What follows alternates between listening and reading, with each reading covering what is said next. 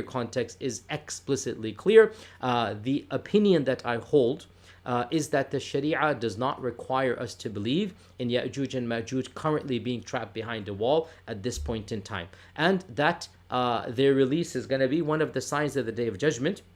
And Allah will send a group like them, not necessarily them obviously, but like them, just like our Prophet ﷺ said in the famous hadith in Sahih Muslim, that the Day of Judgment will not occur except when the Romans are at the pinnacle of civilization, except that the Romans have dominated the world. Pretty much everybody understands that this is a reference to Western civilization, that the Prophet ﷺ is talking about current, if you like, Western civilization. And that's a valid extrapolation. Now, modern Western civilization are neither the biological, right, nor even the technical inheritors, i.e. they don't say they are Romans, right? So they neither call themselves Romans, nor are they the biological descendants, each and every one of them.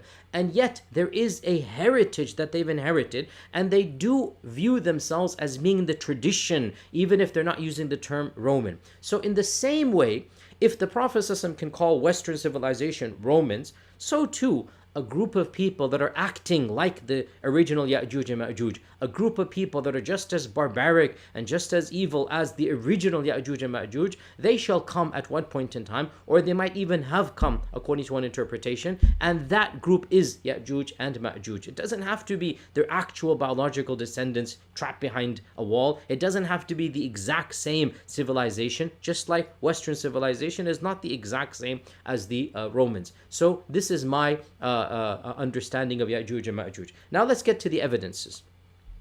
In the Quran, Yajuj and Majuj are mentioned twice. The first of them is, of course, Surah Al-Kahf.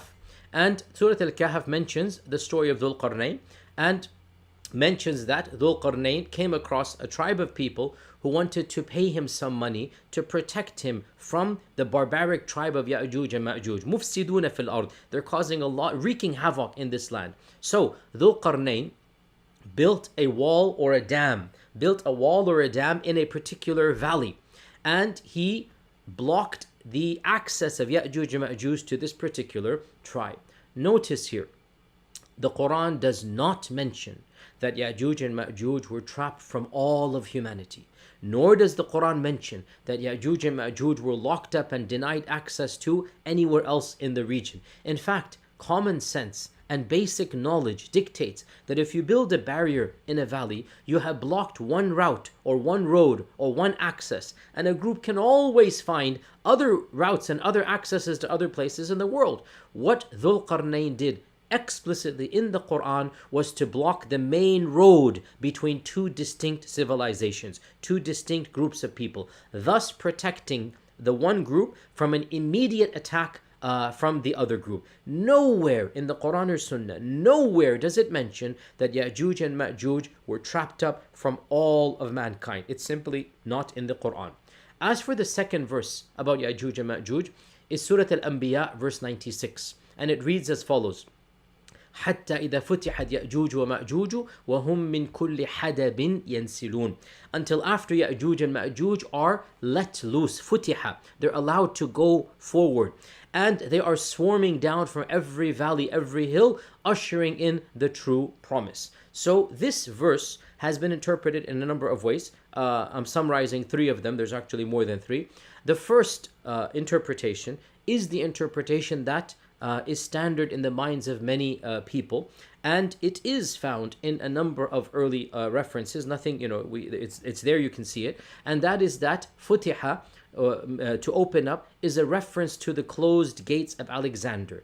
And Ibn Jurayj, for example, says that this is the wall of Alexander, and that when the walls of Alexander are opened up, then Yajuj and Majuj are going to swarm down, and they're going to be the ones that are going to be they're going to be running down from every single valley and hill, and they will usher in the day of judgment. So this is the first opinion, that hatta idha futiha means the walls of Alexander, or you want to call them Dhul Qarnayn, are going to be broken, or the gates are going to be flung open, and Yajuj and Majuj are going to come pouring down, and that will be signaling the day of judgment. That is opinion number one. Opinion number two, which is found from Mujahid and many of the early authorities, and a number of students of Ibn Abbas, and At-Tabari mentions it, Ibn al-Jawzi mentions it, that the pronoun here, that they shall swarm down from every valley, is not a reference to Yajuj and Majuj. Rather, it is a reference to mankind being gathered for the day of judgment. So they would translate the verse, so when Yajuj and Majuj are let loose, the people are going to rush from every location towards the gathering of the day of judgment. Therefore, the notion is that Yajuj and Majuj's coming is going to signal, is going to be one step ahead before the actual day of judgment, and people shall be gathered on the day of judgment in the final gathering. And of course, a number of hadith might seem to reflect that sentiment as well. So the second interpretation is that وَهُمْ مِنْ كُلِّ حَدَبٍ يَنْسِلُونَ, and they shall be swarming from every single location, is not even a reference to Yajuj and Majuj. It is actually a reference to the rest of mankind. And it's a valid interpretation. In fact, it makes sense, and there's hadithi narrations that would add to this as well. The third interpretation, which is found and supported by a number of great scholars, Fakhruddin al-Razi, Abu Hayyan al-Andalusi, al-Naysapuri, al-Qurtubi mentions this and says it's very plausible, and many others. They believed that Ya'juj and Ma'juj and the invasion and this opening that is referenced is in fact the Mongol invasion of Genghis Khan. And for example, some of them said that Yajuj are the Turks and Majuj are the Daylamites, another civilization. And of course, remember that the Turkic peoples are actually the cousins of the Mongols, right? So the Mongolian people and the Turkic people 1,000 years ago, they're actually from the same region and the same tribe. They're literally biological cousins in the larger scale of things. And a number of early our ulama said that this reference is actually to the Mongol invasion.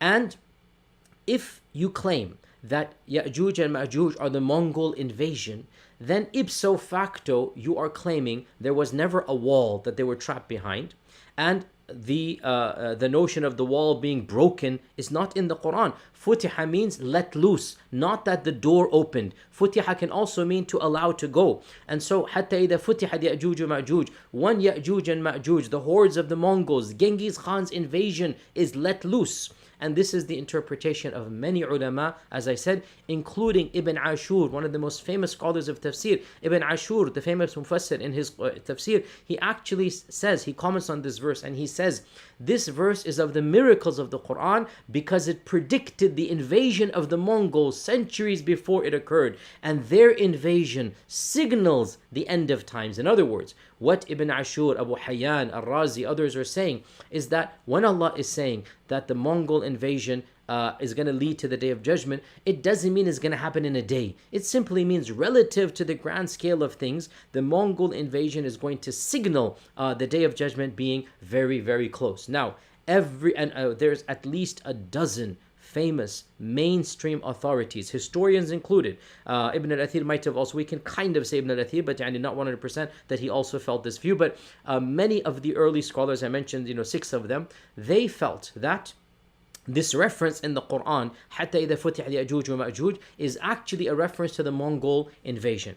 Now, if that is the case, then anybody who holds that opinion will automatically believe that Yajuj and Majuj are civilizations that acted like the previous ones, and they weren't trapped behind a wall, because Genghis Khan was not trapped behind a wall. Everybody knows his history. He was the one who rallied up the Bedouin tribes of the Mongols, and he made them into one nation, and he then started, attacking the Muslim world one after the other. There was no wall that he was trapped behind. There was no Dhul Qarnayn issue. There was nothing. So anybody who holds this view automatically, therefore, would not have held the view that Dhul Qarnayn trapped a civilization until the end of times. Rather, what we extract from the Quranic narrative is, once upon a time in the past, a righteous king by the name of Dhul Qarnayn trapped a barbaric tribe, not from all of humanity, but rather one route between the civilization that was being attacked and them. That's it.